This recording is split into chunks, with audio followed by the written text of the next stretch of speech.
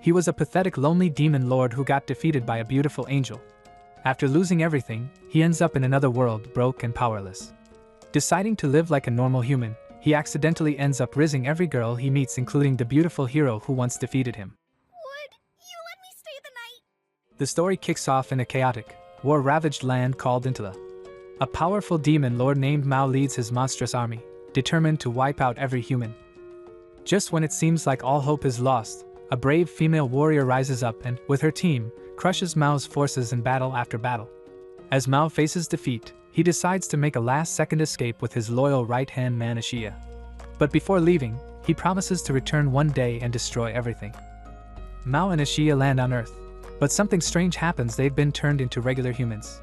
Confused and shocked by their new bodies, things get even weirder when a police officer shows up and mistakes them for costumed nerds. He tries to escort them, but when Ashia raises his hand to summon a lightning strike, nothing happens, just a silent gust of disappointment. The officer takes them to the station, but Mao uses hypnotism to trick the cops into spilling everything about how this world works. After walking out of the station, Mao tells Ashia that magic doesn't seem to exist here, it only lives in fiction. Ashia decides to try a spell to test this out, and instead of summoning fire or something dramatic, he ends up calling a self-driving taxi. Since magic's not working, they agree to blend in for now until they understand the rules of this world. Using their hypnosis trick again, they create bank accounts and rent an apartment through a real estate agent. That night, Mao tells Ashia that their new mission will require a lot of effort. But while talking, Mao suddenly collapses and has to be taken to the hospital. When he's released, he complains about how fragile his human body is and is even more frustrated when he finds out the hospital bill is more expensive than their rent. That's when it hits him: money runs this world. Back home, they fill out job applications using made-up names and prepare to enter the working world.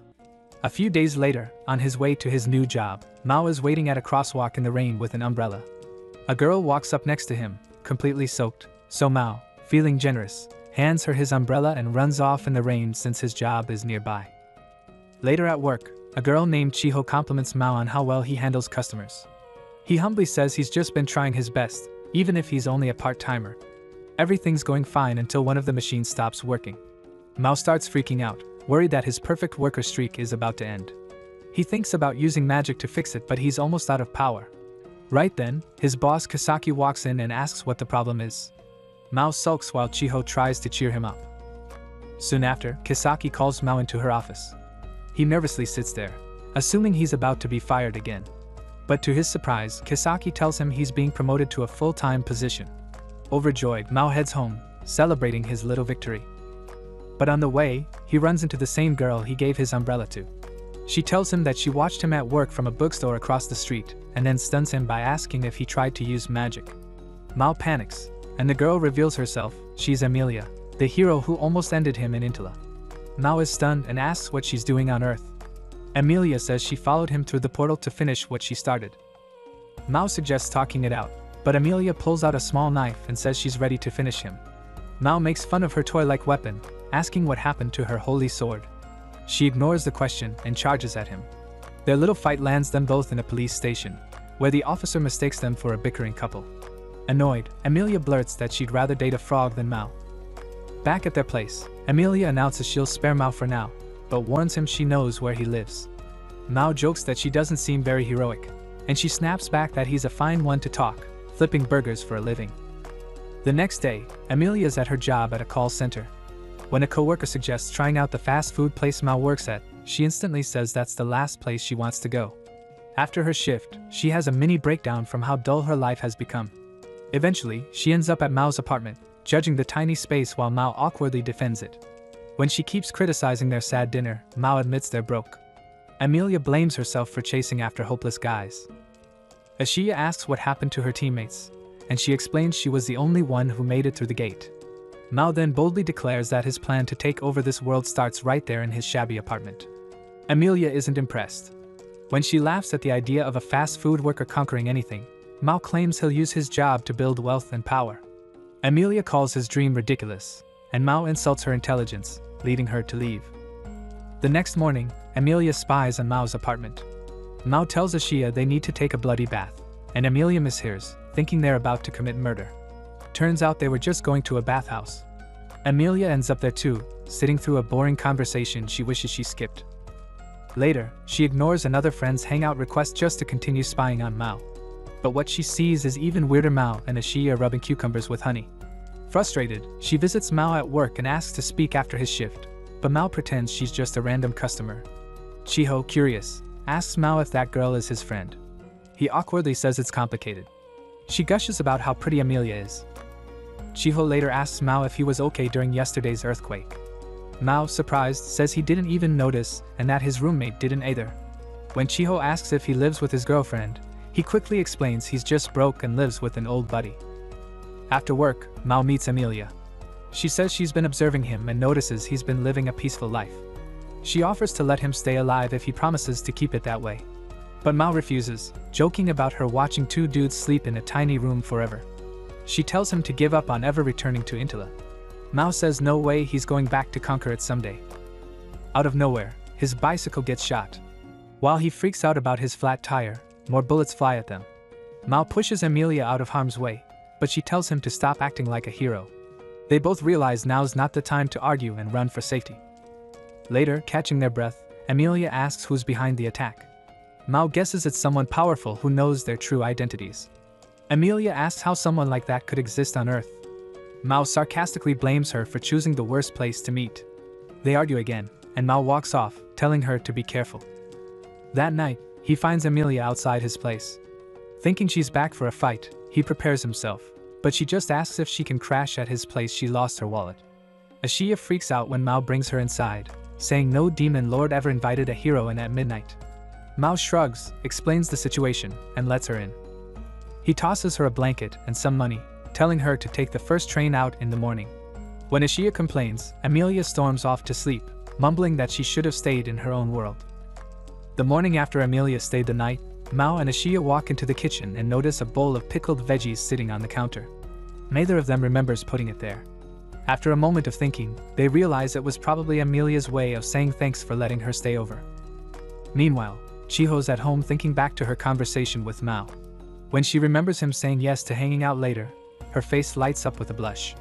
Her mom walks in and casually asks if she's going to work that day. Chiho shakes her head and says she already has plans. But when her mom tells her to be careful, Chiho immediately starts worrying that she's about to get an awkward talk about dating or being safe. Luckily, her mom is just warning her because of the recent crime stories on the news. At the same time, Amelia's at her office when she gets a strange phone call. The voice on the line somehow knows exactly who she is and starts talking like he's been watching her. He even mocks her for teaming up with Mao, the demon lord. Then, he drops a bomb. He says both she and Mao are supposed to be eliminated because of something written in Tyla's will. That totally freaks Amelia out. She tries to figure out who the caller could be, especially since Ashia was the last surviving member of Mao's army. But the person refuses to say more, tells her they'll be in touch, and ends the call. Just then, her coworker Rika comes over and asks if she wants to go out for lunch. But Amelia quickly gets a phone call from the police and uses that as an excuse to leave. A short while later, she's at the police station furiously scribbling her name on forms, clearly annoyed. At the same time, Mao and Ashia realize something big. Living in the human world isn't as easy or safe as they once thought. Right outside the station, Amelia storms up to them, clearly angry. She yells that they listed her as their emergency contact, basically their legal backup, without even asking. Ashia just shrugs and tells her to chill out and start acting like the hero she's always claiming to be. After they leave, Amelia tells Mao about the threatening call. She warns him that now both of them are targets. She rants about being the only one allowed to take him out herself, but Mao reminds her that yelling about murder in public is not exactly normal here. Annoyed, she tells him to stay alive until she's the one to finish the job and walks off. While walking back home, Ashia brings up Mao's meeting with Chiho and says they should stop by a place on the way. Mao's confused, but Ashia drags him into a clothing store. Turns out, Ashia wants to help Mao look better. After picking out some new clothes, Mao asks how Ashia could afford any of it. Ashia admits he had some secret money saved just for situations like this. Mao tries to say it's not a real date, but Ashia gets serious and tells him, if it involves a girl, it's definitely a date. Later that day, Chiho meets Mao. He tells her she looks great, and Chiho says he looks cooler than usual too. She suggests they go somewhere affordable and chill. Mao says not to worry, he'll take care of the bill. Meanwhile, back at the train station, Amelia sneaks up on Ashia and catches him spying. She demands to know what he's doing, but Ashia tries to brush her off. Amelia isn't buying it. She knows something's up and starts watching too. That's when she spots Mao sitting inside a CAF with Chiho. Her eyes narrow. She yanks Ashia aside and asks what the demon lord is planning to do with that girl. Ashia says Mao isn't doing anything wrong. But since Amelia won't leave it alone, he spills the truth. Chiho has feelings for Mao. Amelia takes a long look at Chiho and compares herself to her, realizing Chiho is more well endowed. Frustrated, she says there's no point watching from a distance anymore and walks into the CAF. Ashia tries to stop her but fails. Inside the CAF, Chiho opens up to Mao. She says she heard a strange voice inside her head talking about weird events happening soon. Even weirder, the voice spoke in a language she didn't know, but somehow, she understood every word. Mao thinks it might be Idea Link, a magical way to send thoughts directly to people's minds. While he's thinking about it, he accidentally spills hot coffee on himself after spotting Amelia walking in. Chiho checks on him, but Mao is clearly distracted. Amelia glares at him from across the room. Just as Chiho starts to tell Mao how sweet she thinks he is and maybe even confess, Amelia interrupts like a scene from a soap opera and starts bashing him. Chiho tells Amelia to stop saying such mean stuff and asks what her connection to Mao is. Amelia bluntly says she's his enemy. Mao tries to calm them both down, but they shut him up before he can speak. Chiho then remembers seeing Amelia at Mao's job and casually asks if she's his ex. Offended, Amelia slams the table. Chiho takes that as a yes and confidently says she'll go after Mao if she wants. The two girls keep going back and forth until suddenly, the building shakes violently. A huge earthquake hits. Later, Chiho wakes up, buried under rubble. She sees Amelia nearby, who tells her they're stuck underground. Chiho's first thought is Mao. She asks if he's okay.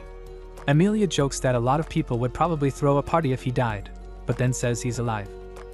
Amelia introduces herself properly and tells Chiho she's not dating Mao. Chiho nervously greets her back. When Amelia asks why she likes Mao, Chiho gets shy at first but finally admits it.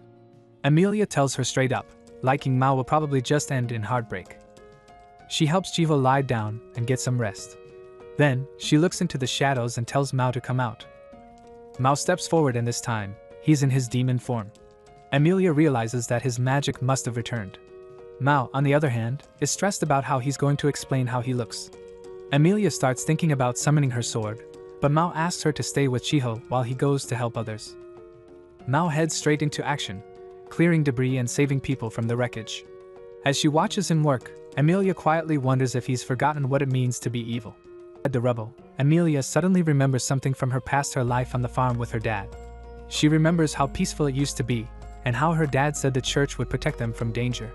But one day, a church leader showed up and told her dad that she was born with angel blood and was the only person who could defeat the Demon King. After she left, her village was burned down by the Overlord's army. At the present, Mao walks up and asks if she's alright. She tells him not to act like he cares. She notices he's back in his normal human form. Then Chiho walks over. A police officer comes by and tells them to clear the area. But when he sees Chiho, he stops and asks if she's the daughter of the inspector. Chiho nods, and the cop goes to get her dad. Mao remembers the first time he met Chiho and figures she wouldn't want her dad to find out she was on a date when all this happened. So, without saying much, he slips away. Mao tells Amelia something important. When he first arrived on Earth, he used a little magic on Chiho's dad. That spell might be why Chiho can now hear voices in her head. Amelia then asks if the earthquake was planned. Mao nods. Someone set it up to hurt them, but their plan failed because his powers came back. Asks who the person might be, but before he can answer, Rika shows up and calls Amelia over. Rika runs up to Mao and says he's sorry for not protecting him properly. Mao tells him not to worry and asks if he's hurt. Then they walk home together. Amelia is at Rika's house, scarfing down a bowl of food in seconds. Rika brings up the recent crimes and jokingly says she wants a bodyguard like Amelia's. Amelia groans and says she doesn't have a bodyguard and that Mao doesn't mean anything to her at all. Next day, Mao hears a knock and heads to the door, only to find Amelia sliding an envelope through the gap. For a second, he thinks she's trying to blow him up or something. But when he opens it and checks inside, it turns out she's just returning the cash he gave her for train fare. Holding the envelope, Mao brings up their last conversation and reminds her she said she'd stay out of his life for a while. But Amelia shrugs and says that plan's off. She's now officially his guarantor, so she's stuck with him whether she likes it or not. Asks if she's okay, and Amelia shoots back with attitude, telling him she doesn't need her so-called enemy checking in on her well-being. Mao tells her to leave already. She storms off but barely makes it down the stairs before tripping and crashing to the floor. Minutes later, Ashia is watching her limp and jokes, "So you can battle armies, but can't survive a staircase?" While searching the apartment for medical supplies, Ashia can't find what he needs, so Mao tells him to head to the pharmacy and grab some things. Alone with Amelia, Mao tries to help clean her wounds, but she quickly grabs the towel from him and tells him to back off. She tries to patch herself up and winces in pain. Mao asks again if she's okay, which only irritates her more. She snaps that he's supposed to be some powerful overlord, not a soft nurse. Confused, Mao asks what she's getting at. Amelia then calls him out, saying he's nothing like the terrifying villain he once was. He's just playing house and blushing because some teenage girl likes him. Argues back, saying not every demon king has to be evil. He then mocks her for tripping over stairs and needing help from the very people she's supposed to be fighting. Amelia finally pauses, her anger fading, and asks why he's being kind to her and even to the humans. She stares at him, eyes watery, and asks something that clearly weighs on her heart. If he can act so decent now, why did he destroy her father's land and leave her with nothing? Rolling down her cheeks, Amelia says she can't forgive him for ruining everything she loved. Mao, looking guilty, says he didn't really understand how humans felt back then. Just as things get quiet, the front door opens. Chiho and Ashia walk in and freeze at the scene of Amelia crying on the floor. Chiho completely misreads the moment, thinks something super awkward just happened, and bolts out the door apologizing. A few seconds later, the landlady, Mickey, walks in with perfect timing, takes one look at the situation, and sighs, thinking Mao is tangled up in some sort of messy love triangle. She greets Amelia and casually asks if she's Mao's girlfriend. Amelia immediately shoots that down, saying there's no way she'd date someone like him. Mao tries to respond, but Mickey cuts him off. Mickey pulls out a notice and says the building's going under renovation. She says too many weird things have been happening, so she's taking no chances. She also adds that Chiho ran off in tears after visiting the apartment, and says Mao needs to take responsibility. Everyone's confused until Mickey mentions that Chiho got hit with a sonar and formed something called an idea link. Shocked, Mao realizes this might explain her strange connection. Mickey tells them they better find Chiho fast before something terrible happens. Somewhere nearby, Chiho is walking alone, wiping her eyes. She finally admits to herself that she's fallen for Mao. She isn't alone. Out of the shadows steps Lucifer, who watches her with a hungry smile and calls her the perfect target. He says her heartbreak and sadness over Mao are like a buffet of pain and he plans to devour it. Some stranger sees Lucifer and tries to stop him, but gets knocked away effortlessly by his wings. Lucifer laughs, saying he's about to become something even greater than Mao ever was and declares his plan to unleash chaos. At that moment, Mao, Amelia, and Ashia arrive and freeze when they see him. Amelia is stunned. She thought Lucifer had died back in the war at Anila. But Lucifer grins and says he's alive thanks to someone named Alba, a high-ranking church member. Then, another figure steps forward and pulls back his hood. It's Alba. Amelia stares in disbelief and asks him why he's siding with Lucifer. Lucifer quickly explains that they're working together now, planning to destroy the hero and take power for themselves. Mao guesses their deal. The church promised to restore Lucifer's place in exchange for helping them. Alba looks surprised that Mao figured it out so fast, but Mao mocks him, saying even cheap movie villains have better plans. Finally, Lucifer shoots a blast and sends Ashia flying. The demon floats up, charging more attacks and firing at Mao and Amelia. Mao blocks the magic as innocent bystanders panic and scream. Alba tries to get Lucifer to stop, but Lucifer brushes him off, saying the hero and Overlord are too weak to fight back anyway. Run for cover, Amelia yells that they're just going to keep running. Mao tells her that saving Ashia comes first. Amelia then asks how Lucifer even has access to magic here. Mao explains that he's likely draining people's dark emotions like fear and anger from all the robberies and chaos he's been causing lately. Suddenly, Lucifer reappears in front of them and taunts Mao for not using the subway collapse as a way to regain power. Mao smirks and says he's having a good time living on Earth. Lucifer mocks him, saying he's gone soft, and summons Chiho, threatening to suck every drop of despair from her. Launches another attack, and Mao and Amelia are forced to dodge. Mao takes a hit and complains about how fragile human bodies are. As they flee, they run into Alba, who coldly shoots Mao with a gun. Amelia is shocked and asks why he's using regular human weapons. Alba explains he's saving his magic to control the dimensional gate later. They return home to regroup. Lucifer shows up again. He looks at Mao and questions whether he's really the same overlord who once terrified the world. Alba tells Lucifer to just finish them all off now. Mao grabs Amelia and teleports them to a different train station. Amelia asks if he did that just to get to a hospital. But before Mao can answer, Lucifer reappears and this time, he blasts a hole straight through Mao's body. Thinking he finally won, Lucifer says he no longer needs Chiho and lets her fall from the sky. Thinking, Amelia dashes forward and catches Chiho just in time. Lucifer unleashes a full-scale attack on the city and brings down an entire bridge. But something's off, the rubble stops mid-air. Everyone looks up to see Mao, now in his demon form, using magic to hold the debris in place. Chiho wakes up and spots him floating above. Amelia realizes Mao purposely brought the fight to a crowded spot so he could absorb enough energy from everyone's emotions to regain his full power. He calls out to her and says he can hold the bridge forever. She needs to do something about Lucifer, and fast. Amelia says she'll never help someone like him, but then casts a spell to protect Chiho and summons her hero equipment. Quickly puts the crowd to sleep and creates a magical barrier around the area so their battle doesn't wreck the whole planet. The fight begins. Swords clash. Magic flies everywhere. After trading blows, Lucifer kicks Amelia hard and sends her flying. He laughs and mocks her for losing power. Ashia suddenly appears behind him carrying Amelia in his arms. He announces that he now serves the Overlord, which makes Lucifer his enemy. Amelia is shocked to see him alive. Ashia explains he was close to death, but Mao shared enough magic to keep him going. Just then, Alba tries to shoot again, but Amelia disarms him before he can. Annoyed at how useless Alba is, yells at him to prove he's not worthless. But Alba says he has no way to regain his magic now. Lucifer reminds him that if they fail, they're stuck here forever, and then powers up for a final attack. He looked around, confused, wondering if she had just stepped into some kind of sci-fi movie. Mao knew there was no way she'd understand what was really going on, so he gently lowered the broken bridge. While he did that, the others were too busy shouting insults at each other. Alba started acting like he was some genius inventor, but Ashia launched a few cars at him, smashing him against a wall and cutting his rant short. At the same time, Mao felt a little proud of how things were going, but he realized he had to move fast or he'd be late for his shift at the fast food joint. Floating in the air, he started thinking about how ridiculous it was that someone as powerful as him had been treated like a nobody.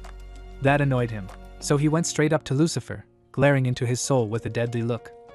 Mao turned to Amelia and asked what he should do with Lucifer. Amelia didn't hesitate. She told him to punish the guy for all the damage he caused. So Mao unleashed a bunch of magic spells that ripped Lucifer's demon form apart and forced him back into his human body. Chiho, still totally lost, asked who they all were. Mao told her straight he was a demon king from another world. Amelia said she was half angel and half human. Chiho laughed nervously, saying she always thought stuff like that only existed in fantasy stories. Later on, Amelia asked Mao if he was going back to his world now that he got his powers back. Told her he was scheduled to work a ton of shifts this month. That shocked Ashia, who asked if Mao cared more about flipping burgers than taking over a kingdom. Well, Amelia walked up to Lucifer and asked if he was the one who had called her while she was working. He admitted it. Right then, a magical portal opened and Emeralda stepped out with Albert by her side. Albert looked around confused and asked why time wasn't moving. Emeralda explained it was because of a spell that froze the area. Moon spotted Amelia and walked over. When they saw Mao and Ashia there too, they were surprised. The group then headed back to Mao's apartment. On the way, Emeralda revealed that Alba and the church were behind the plan to get rid of her. The bridge had collapsed.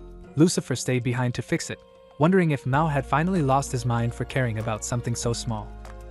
Emeralda and Albert had to head back. Warned that the church might panic if they stayed away too long, and told Amelia she should come back too. Mao's job, Chiho asked if he was planning to return to his world. He said no and offered to erase her memory if she wanted, but that only made her angry. A few days later, Mao was having a small celebration with Ashia for getting promoted at work. He was acting like a villain while chewing on meat, but Ashia told him to calm down because customers were getting scared. Mao apologized and asked if they should get Lucifer something to eat. Ashia refused, saying Lucifer already blew too much of their money shopping online. In their home world, a church agent told the higher-ups that Mao, Amelia, and the others were alive and hiding in another dimension. He said that the news about Amelia being alive might leak soon. The priests panicked and begged for a solution. On Earth, Mao and Ashia came home and found Lucifer starving again. While Ashia gave him a lecture, Mao handed him a bowl of food. Lucifer complained it wasn't enough. Ashia reminded him he already got a free computer and internet. Lucifer joked he couldn't eat that, but Ashia told him to use it to look up magic info online. To prove he was useful, Lucifer hacked into Amelia's work computer and called her.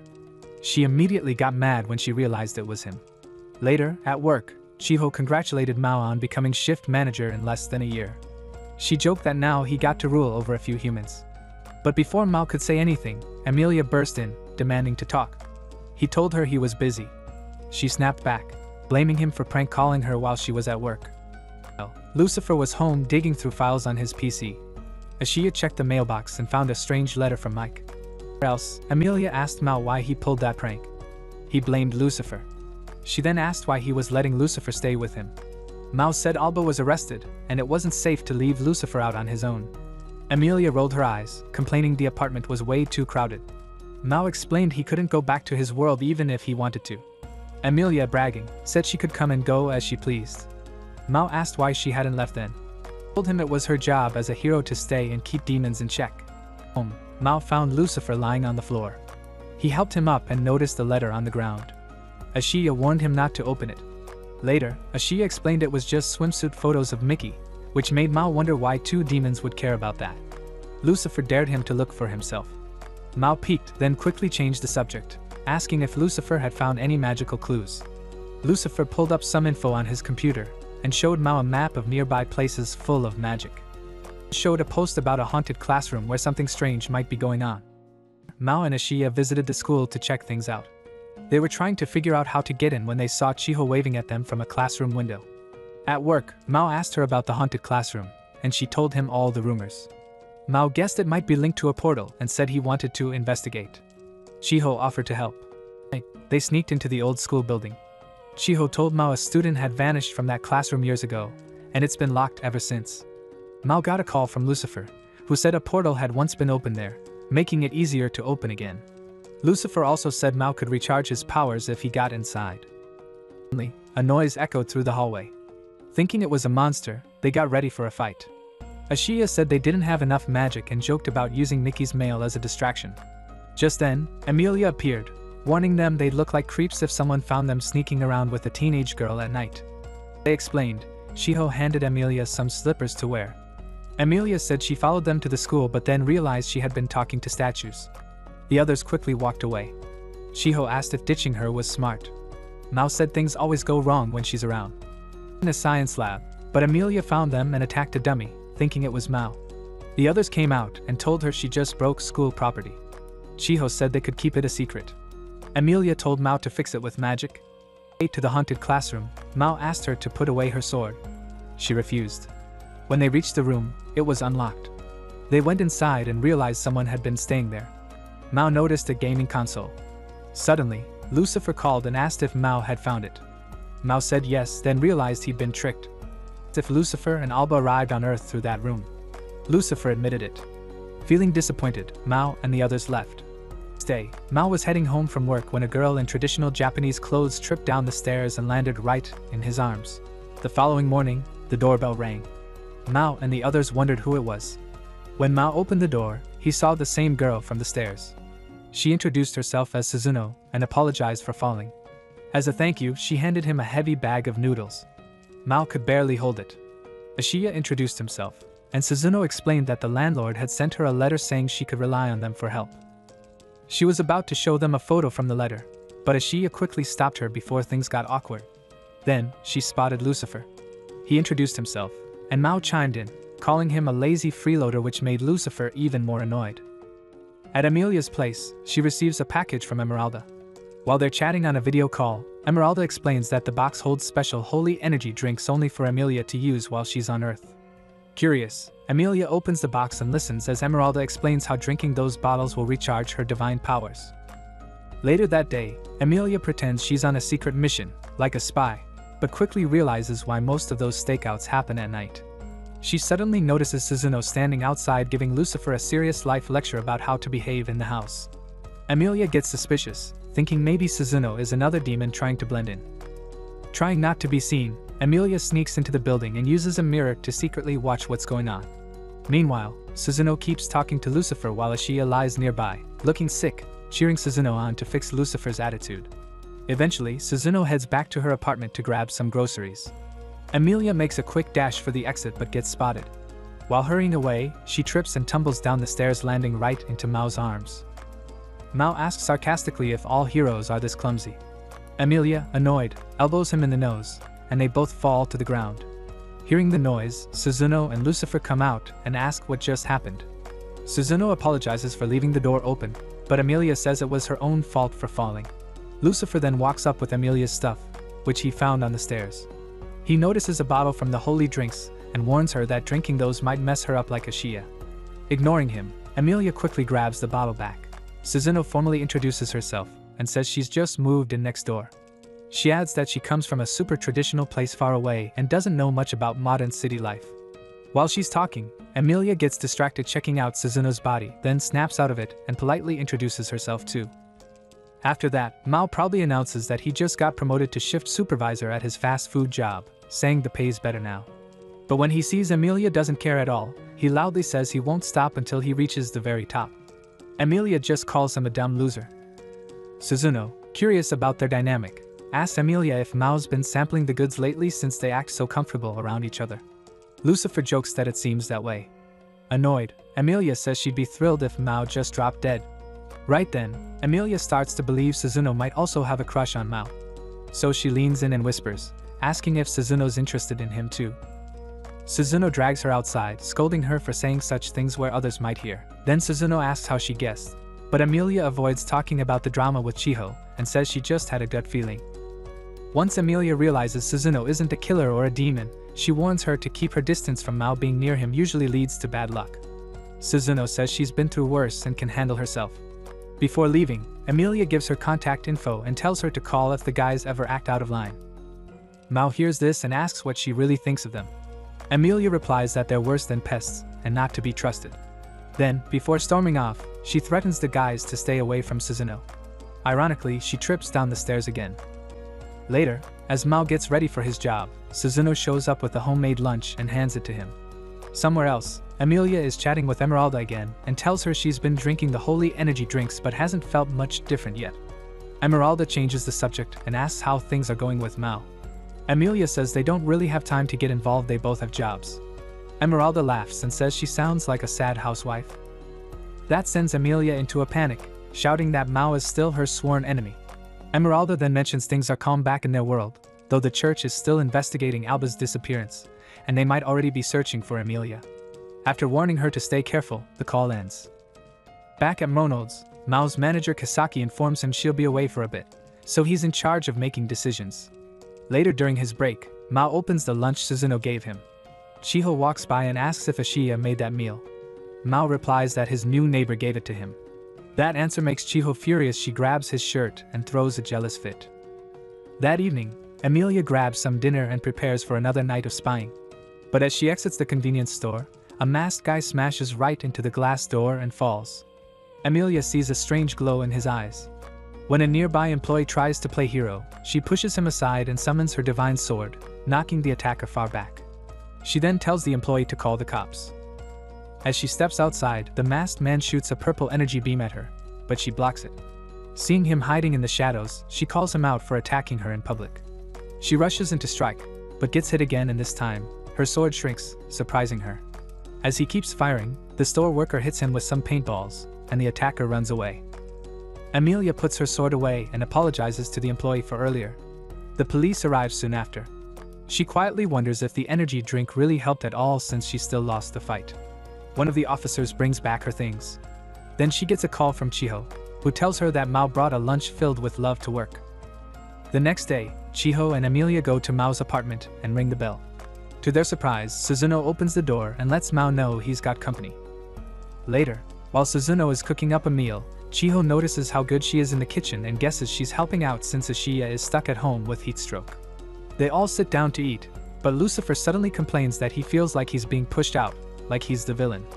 Suzuno explains she's just trying to share her groceries before they go bad since she overbought to save money until she finds work.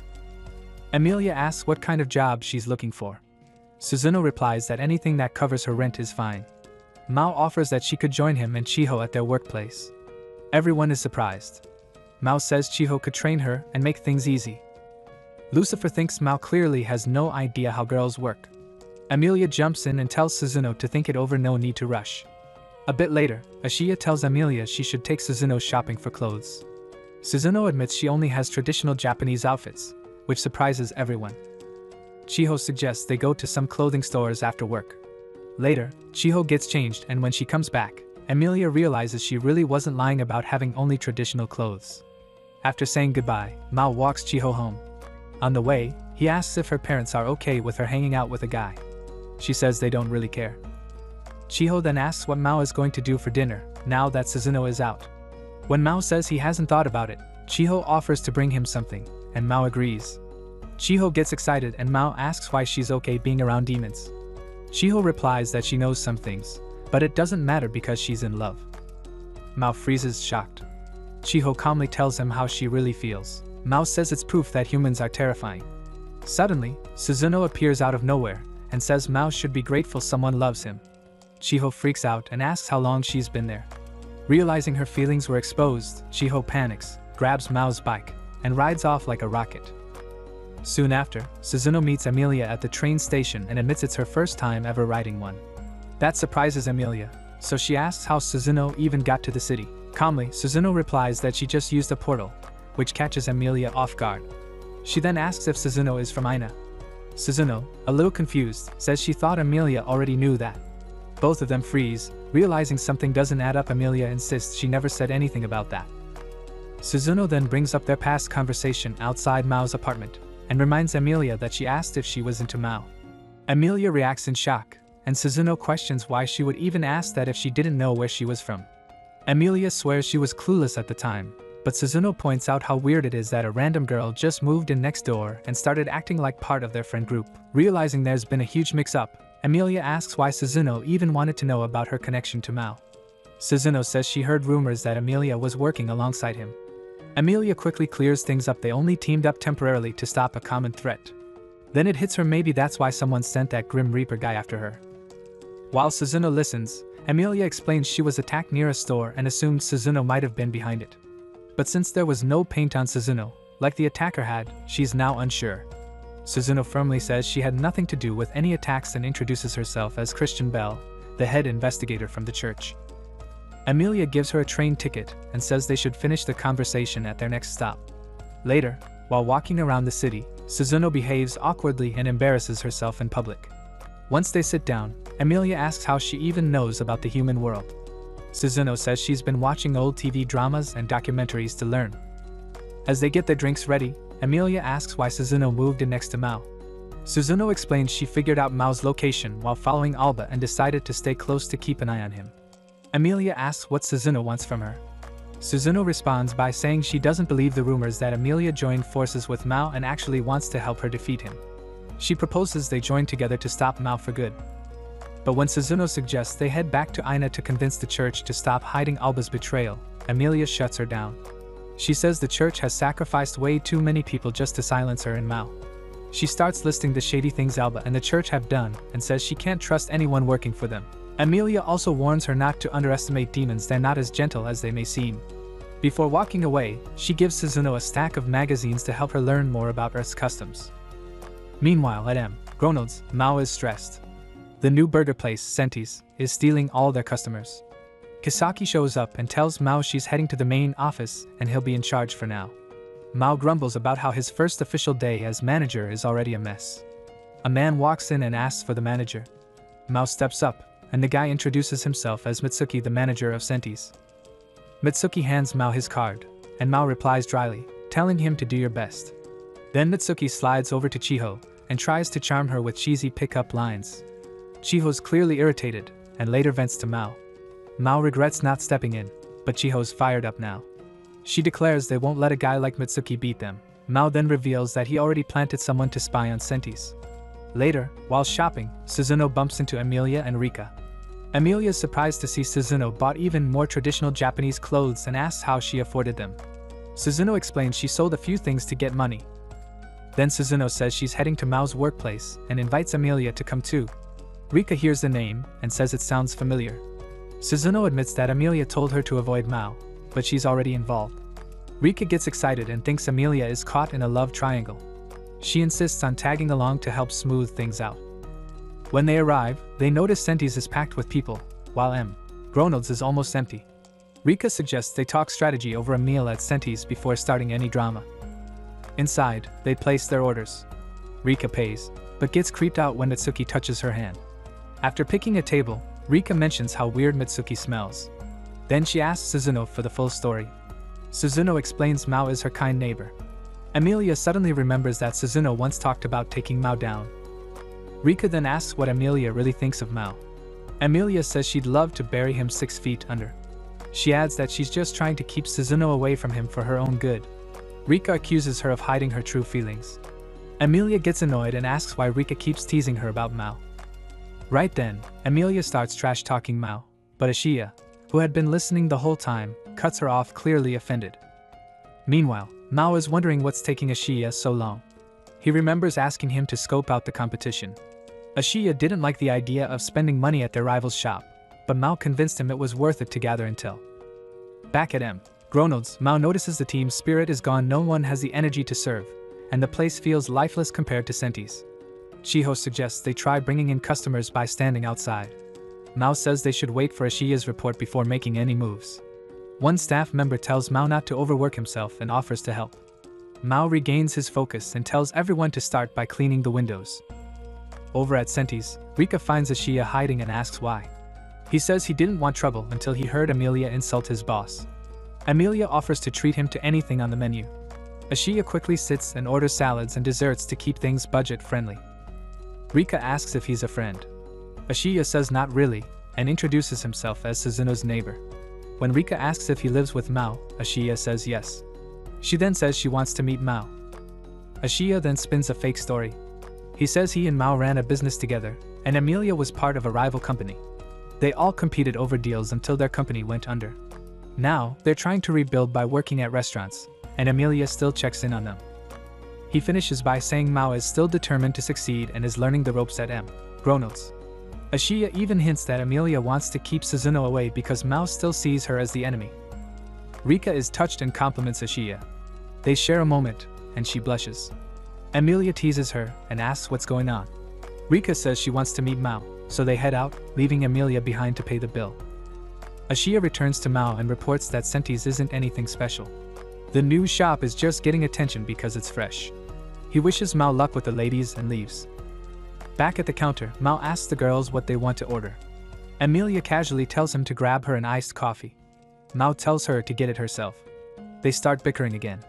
Rika, watching, says Mao isn't very smooth and adds that the restaurant is dead under his watch. Annoyed, Mao snaps back. Rika says she'll report him for being rude to customers. Mao replies that guests need to follow the shop's rules and asks who she even is. She introduces herself and says she heard about him from Ashiya and the girls. Mao asks what they said, but she gives a vague answer. Chiho shows up and serves Amelia's drink. She introduces herself to Rika, who hugs her and says she's adorable. Then Rika says she wants to see how Mao works, hoping he's smarter than he looks. Frustrated, Mao tells his team to pass out flyers to bring in business, but it fails. He then suggests they flex their abs to attract attention. That doesn't work either. The girls watch in silence, clearly unimpressed. A little later, a delivery man brings bamboo plants. Mao tells the team to decorate the area and make it festive. Chiho explains to Rika that Mao got the idea from a local community project where people write wishes and tie them to the bamboo. Rika's surprised that someone like Mao did community work. Slowly, the vibe at Gronald starts changing. Customers begin to come in, and Rika is actually impressed. The next day, Chiho talks about how great the idea was. Mao warns that Senti's might steal their customers again if they get lazy. He remembers Kasaki's warning, and right then, she shows up and tells him to report to Fushima Park the next day. Mao panics, thinking he's getting fired, but she explains that he hit his sales target, and another manager requested his help. She also says he'll get a bonus. Chiho offers to tag along, but Kasaki says only Mao is needed. That night, Mao was chilling at home, eating dinner with Ashiya. While munching away, he told Ashiya about his next job assignment. But then noticed Ashiya was stuffing himself like he hadn't just been sick. Ashiya didn't seem to care, he just said the noodles were going to expire anyway, so it'd be a waste not to finish them. Across the room, Lucifer was tapping away on his computer. He suddenly spun around in his chair and said there was going to be a big event at Fushima Park, a haunted house and a reptile showcase. According to him, tons of people would show up, and fear could create a good amount of magical energy they might be able to collect. Ashiya, who was supposed to be resting, immediately said he wanted to tag along. In the apartment next door, Suzuno overheard them talking. Elsewhere, Amelia got a call from Chiho. Chiho invited her to come hang out at the park the next day. Amelia said she was free, and Chiho got hyped and started checking herself out in a swimsuit like she was prepping for summer vacation. Not long after, Amelia got a call from Suzuno, who told her Mao was going to the park to collect magic. Amelia was confused. She thought he was going there to support his job. She asked how Mao could possibly get magic energy from a theme park. Suzuno called her clueless and said she wanted to tag along to see how it really works. The next morning at Fushima Park, Mao arrived and introduced himself to the woman running the place. She already knew who he was and gave him a warm welcome, encouraging her staff to work hard. Meanwhile, the girls met outside the park entrance. Suzuno admitted she'd never been to a place like this before. Inside the changing area, Amelia and Chiho were picking out outfits. Amelia saw Chiho in her swimsuit and suddenly regretted not putting more effort into her jeans choice. Then Suzuno entered, dressed in clothes that looked like they came out of a museum. The others stared, unsure what to even say. Back at the food stall, Mao was grinding hard trying to impress the park manager. While flipping burgers, he turned and was shocked to see Chiho waiting in line. She said she just came to enjoy the day and gave him a little playful cheer. She tried to flirt, but Mao just said things were crazy busy with all the customers. Chiho looked disappointed, muttering that she expected more from him. Soon, Amelia and Suzuno walked up. Mao asked what they were doing there, and Amelia replied it was her day off, so she could do what she wanted. Suzuno added that she was just trying to experience normal life. Back at home, Ashiya crawled out of the bathroom looking wrecked. Lucifer chuckled and blamed it on the noodles. Ashiya didn't argue, he just stumbled back into the bathroom again, realizing he'd completely ruined his plan to help Mao. Back at the park, the girls decided to check out the haunted house. The effects inside were so scary that Chiho screamed and took off running. While Amelia and Suzuno searched for her, they stumbled upon a crying girl. As they got closer, they realized it was part of the haunted house, a creepy illusion. They both screamed and backed away. Once they recovered, they decided to explore the reptile section. Amelia warned Chiho that she could sit this one out, but Chiho insisted she'd go. Suzuno looked at Amelia and asked if she was scared. Amelia denied it, but admitted she didn't do well with cold-blooded creatures. They started remembering past bad experiences with reptiles, and Suzuno randomly asked if there would be anything they could eat there. Amelia blinked and dragged her aside, asking why she was bringing up ISA and weird stories like that in front of Chiho. Soon after, they began checking out the reptile exhibit. A chameleon suddenly jumped toward Amelia, and she panicked. In the process, she bumped into a security guard, causing him to drop his keys. He didn't notice and walked off. At the same time, Mao was delivering an order to a circus nearby. A monkey escaped from the cage and grabbed the dropped keys. A few minutes later, the girls found the monkey. It seemed totally lost and out of nowhere, jumped on Chiho and buried its face in her chest. The girls were shocked. Somewhere else in the park, the monkey's trainer called out its name, which turned out to be Mao's name too. The real Mao showed up just in time to see the monkey getting carried off, and the girls all burst out laughing. Meanwhile, a different part of the park was about to get wild. A gate to the crocodile area had been left open. A few of the reptiles crept out and wandered into the pool area. A guest screamed when they saw one, and soon everyone was running for their lives. Mao saw the panic and stepped forward, calmly casting a spell that put the crocodiles into a trance, keeping them from attacking anyone. Later, the park manager praised Mao for saving the day. As the sun went down, the girls rode the train home, chatting about how fun everything had been. But as Chiho and Suzuno got off at their stop, Suzuno noticed a shady guy in a cloak standing across the platform. He spread a pair of wings and vanished into thin air. The next day, Lucifer asked Mao how the mission at the park went. Mao said he had to burn through all the magic he collected during the crocodile crisis. Right then, Ashiya crawled out of the bathroom again and told them not to worry about him. Then came a knock on the door. Another package had arrived. Lucifer ran for the door, but slipped and face planted. Mao answered and found out the package was for Lucifer. Ashiya glared and asked what he'd been up to while hiding in the restroom. But he didn't get far before rushing back to throw up again. The next day, Lucifer asked Mao how the mission at the park went. Mao said he had to burn through all the magic he collected during the crocodile crisis. Right then, Ashiya crawled out of the bathroom again and told them not to worry about him. Then came a knock on the door. Another package had arrived. Lucifer ran for the door, but slipped and face planted. Mao answered and found out the package was for Lucifer. Ashiya glared and asked what he'd been up to while hiding in the restroom. But he didn't get far before rushing back to throw up again. Later, while Lucifer was glued to his computer, Mao checked on Ashiya, who was still recovering. Ashiya said he felt like a failure, but Mao told him to relax and said he'd cook dinner. Suddenly, the bell rang again. Ashia asked if Lucifer had ordered more junk, but Lucifer said he wouldn't risk deliveries while everyone was home. Mao opened the new box and found a letter from Mickey.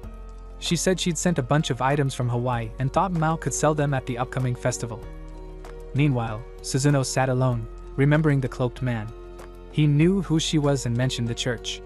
She also recalled her missions under Alba, all the people she had taken out, thinking she was doing the right thing. Now she realized it was the hero, not them, who saved the world. Later at work, Rika asked Amelia if she had been to the park with Mao. Amelia said she saw him there, but only because she went with Chiho and Suzuno. Rika grinned and asked if she had a thing for Mao. Amelia rolled her eyes and said she was more into Suzuno. That day, Chiho came to Mao's apartment and saw a mountain of boxes. She asked what was going on, and Mao told her the landlady sent stuff from Hawaii to be sold. Ashia showed up looking miserable and asked Chiho to help out since he was still sick. Suddenly, some of the boxes tipped over and crashed on Ashia. Lucifer said the apartment was way too small for all this stuff and casually added that Amelia was also on her way. Mao freaked out and asked how he knew. Lucifer admitted he'd secretly planted a tracker in her bag days ago. When Mao opened the door, he saw Amelia standing by Suzuno's door instead. A little while later, Amelia asked why she should help unpack since she was only checking in on Suzuno. Suzuno replied that she didn't need checking in on. They opened the boxes and found lots of items. When they found some food and drinks, Lucifer pointed out a note saying they could all have some. Chiho left to grab some cups. While Mao tried opening a wine bottle, Amelia called him clumsy. The cork flew out and hit Suzuno, spilling wine all over her. Chiho returned with 5 cups. Mao said Lucifer wouldn't be getting one, which made him complain loudly. That evening, after they finished selling off Mickey's stuff, Mao thanked the girls for helping. Chiho noticed Suzuno looking distant and asked if she was okay. Suzuno said it had been years since she enjoyed anything like a festival. Chiho said they should make this one unforgettable. After Mao's shift, Suzuno saw a floating feather and later met the hooded man again. He told her to finish her task before Mao's power returned. He reminded her of all the blood already on her hands and said it was too late to have second thoughts. She told him she never wanted to kill anyone, she just believed in what she was told. But he told her that none of that matters now. Back at Mao's place, Lucifer was casually scrolling through websites like nothing was happening, while Ashia lay on the floor groaning in pain. Lucifer, clearly annoyed, told him he should seriously just go to the hospital already. But when Lucifer jokingly said he'd call an ambulance, Ashia sat up and asked nervously, "Wait, how much would that cost me?" Meanwhile, out on the street, Amelia and Chiho ran into Suzuno. She looked totally zoned out, standing still like her mind was far away. As the 3 girls walked home together, Chiho brought up the idea that Suzuno should maybe take Mao's job offer and work at Ronald's. But all of a sudden, Suzuno froze mid-step. She turned, looked dead serious, and said Mao doesn't deserve to stay alive. Chiho stopped in her tracks. "Wait, what? Where is this even coming from?" she asked. Suzuno told her that Mao had used magic again this time by setting up a bamboo tree and tricking people into writing down their wishes, which actually powered him up. Chiho argued that he was just trying to bring in more people to the restaurant, but Suzuno wasn't convinced. She said there was no guarantee he wouldn't do something dangerous with that magic in the future. Chiho tried to stand up for Mao again, but Suzuno shut her down and threatened to erase her memories. Chiho panicked and said she didn't want to forget all the moments they'd shared. But Suzuno went on, reminding Chiho that Mao was once the demon lord who made countless people suffer in their homeland. Still, Chiho defended him, listing all the good things Mao had done since arriving on Earth. Just then, Amelia jumped in. She said that while she did agree with Suzuno on some points, she also believed that peace wasn't worth giving up everything and everyone. Suzuno looked at her and asked if she had any plans to actually take down Mao. Amelia said no. Hearing that, Suzuno got emotional and walked off crying. As Amelia and Chiho continued walking, Chiho started blaming herself for speaking harshly to Suzuno, especially since she didn't really understand anything about Suzuno's past or her homeland. Amelia gently told her not to beat herself up about it. Love doesn't follow logic. Suddenly, out of nowhere, a hooded figure appeared and attacked them. Amelia quickly pushed Chiho out of harm's way and summoned her sacred weapon. She charged into fight, but got knocked back. The hooded figure then revealed himself. It was Mitsuki. While Chiho tried to call Mao for help, Amelia got hit by one of Mitsuki's energy blasts, and her powerful sword turned into a small knife. Mitsuki smugly explained that he had the ability to overpower sacred power users like her. Then, with glowing angel wings, he said he was there to take her sacred sword. Before Emilia could react, he zoomed in at insane speed and blasted her through a wall. Chiho ran to get help but spotted Suzuno nearby. Angry, Chiho accused her of betraying the person who risked everything to protect their world. Suzuno looked torn but gently touched Chiho's head and knocked her unconscious, saying she was sorry. At Mao's apartment, he finally saw a missed call from Chiho on his phone. Then another call came in, this time from Chiho's mom, who asked if her daughter was with him because she wasn't home yet. Worried, Mao reached out to Lucifer, who checked and confirmed that Chiho wasn't at the apartment either. Lucifer added that he had checked the records at Senti's and Mitsuki wasn't even listed as an employee. Alarmed, Mao asked if he still had a tracking device on Emilia. Lucifer opened his radar and saw Emilia's signal moving straight through buildings like she was being dragged. Mao didn't waste time, he grabbed a mop like a weapon and rushed out. Elsewhere, in a hospital room under guard, Alba suddenly woke up from his coma. On another floor, Ashiya was still resting but worried about how much his treatment might cost. A nurse came in, and he asked if insurance would cover it. She told him it would and asked if he wanted another for a drip. Ashiya groaned and declined. As Ashiya walked into a hallway, he noticed a knocked-out police officer.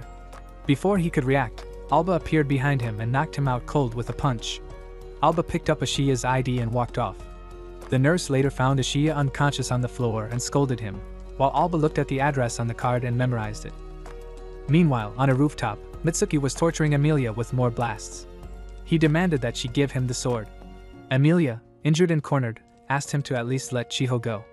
Mitsuki said no, Chiho was important because she was a rare case, a human from another world who actually cared about the Overlord. He called her a valuable test subject.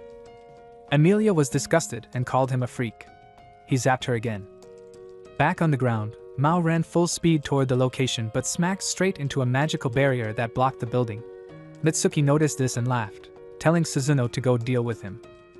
Emilia, still weak, called out to Suzuno and said, "Even if you kill us, nothing's going to change back home." But Mitsuki didn't care. Suzuno summoned a massive hammer and jumped down from the roof. She landed right on Mao's bicycle and crushed it. Mao freaked out, yelling about how expensive his bikes were. Then Suzuno came swinging the hammer at his head. Mao ran and leapt onto a rooftop to avoid her. He quickly stripped off his work uniform, saying it would cost him a fortune to replace if it got destroyed. Suzuno asked what he was doing. Mao explained that unless she had a job, she wouldn't understand how expensive work uniforms were. She tried to blast him again, but only managed to knock off his shirt.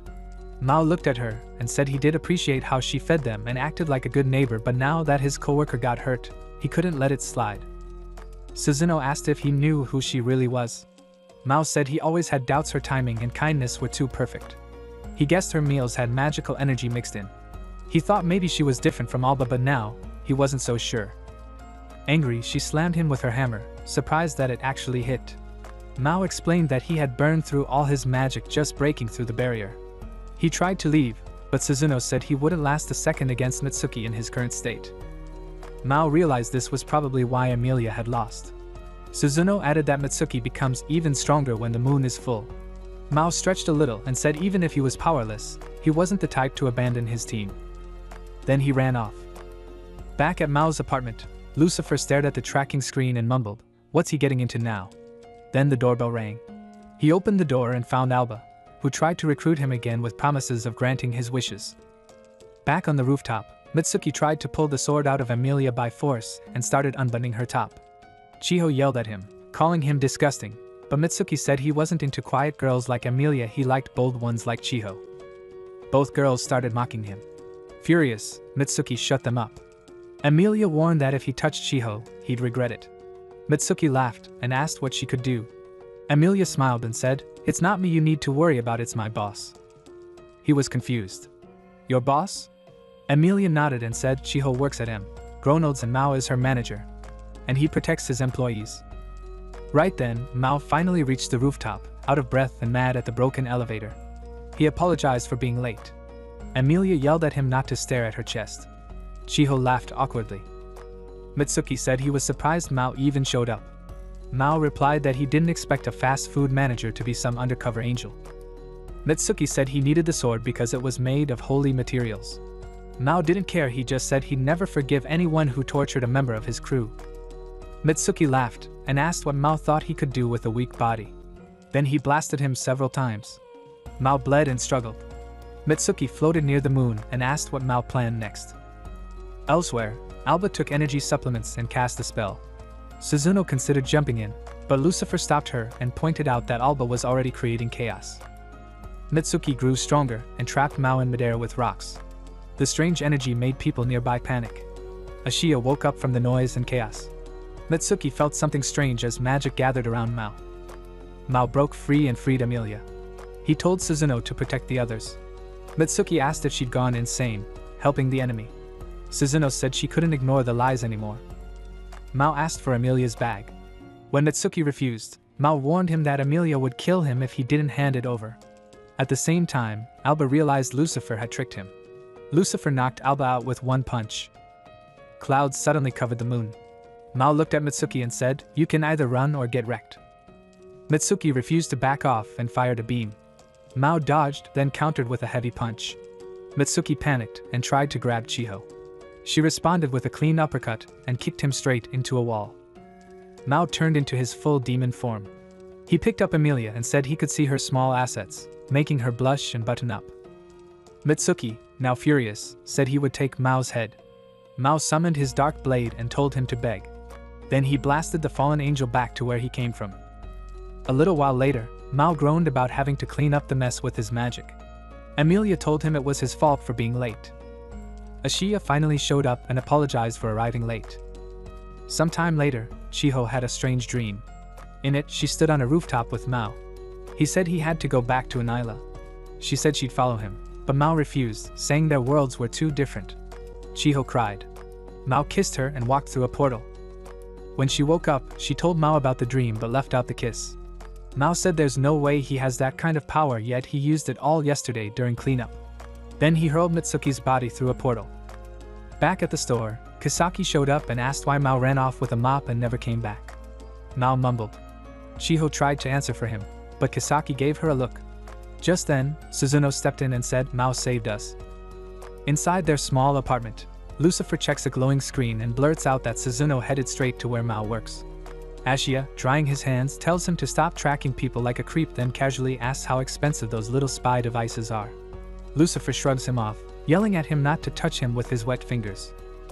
Elsewhere, Suzuno walks into the restaurant and meets Kisaki.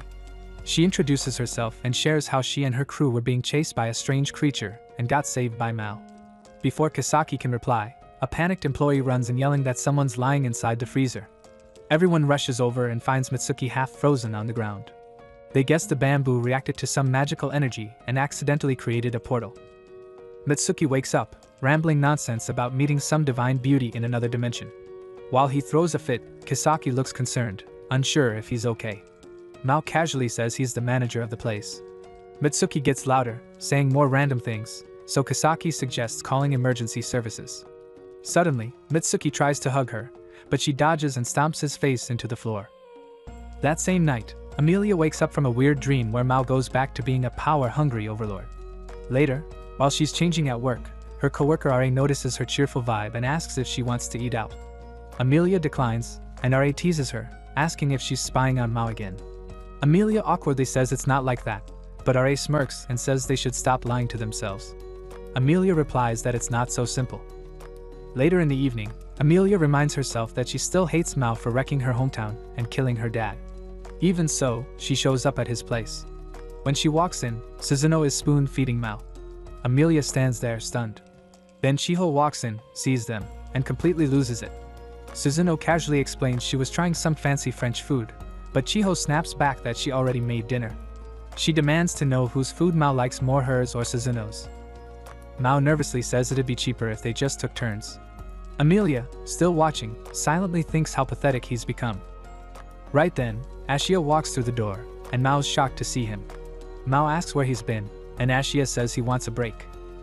Later, Emerata chats with Amelia over the phone. She says she doesn't believe Ashiya went back to Anila. Amelia insists he said it was just a vacation, but Emerata jokes that maybe he just needed space from their tiny living room. Amelia then recalls Ashiya refusing to explain something earlier when the girls were around, and Mao telling them to step out. Later, when Amelia tells Chiho she got nothing from Emerata, it starts pouring rain. They duck under a roof, and Chiho says she had a dream where Mao returned to his old world. Amelia is surprised and says she had a nightmare too.